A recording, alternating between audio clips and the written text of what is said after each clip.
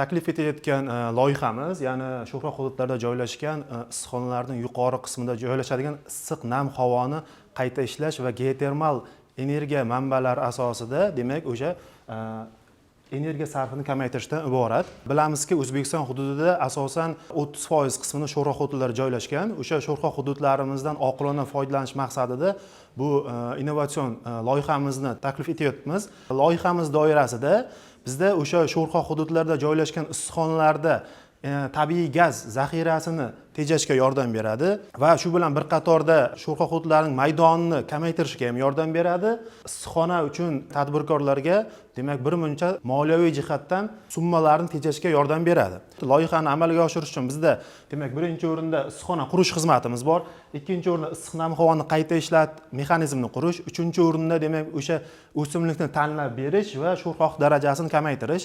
Bir so'tk issiqxonani qurish xizmati, demak, issiqxonani qurish va mexanizmni qurish umumiy holda 48 million tashkil qiladi.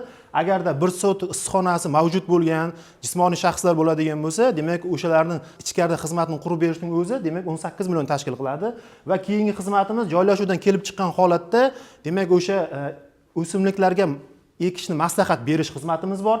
Issiqxona qoplamasini tanlash va o'rnatish, bu demak o'simlikning turidan kelib chiqqan holatda va issiqxonaning qaysi regionda joylashgan kelib chiqqan holatda bizni tanlab berish xizmatlarimiz mavjud. Taklif etilayotgan loyihamiz barcha sho'rxok hududlarda joylashgan issiqxonalar uchun, demak, o'sha sho'rxok hudud maydonini kamaytirish, tabiiy gaz zaxirasini tejash va yer qa'rida biz bilamizki, demak, 2 metr pastda biz 8 gradusdan 16 gradusgacha bo'lgan qish oylarida temperaturani olishimiz mumkin. O'shalardan oqilona foydalanish orqali energiya tejamkorlikka erishish. Kutilayotgan natijalarimiz, demak, o'sha issiqxonalarda tabiiy gaz va elektr energiya sarfini kamaytirishdan iborat.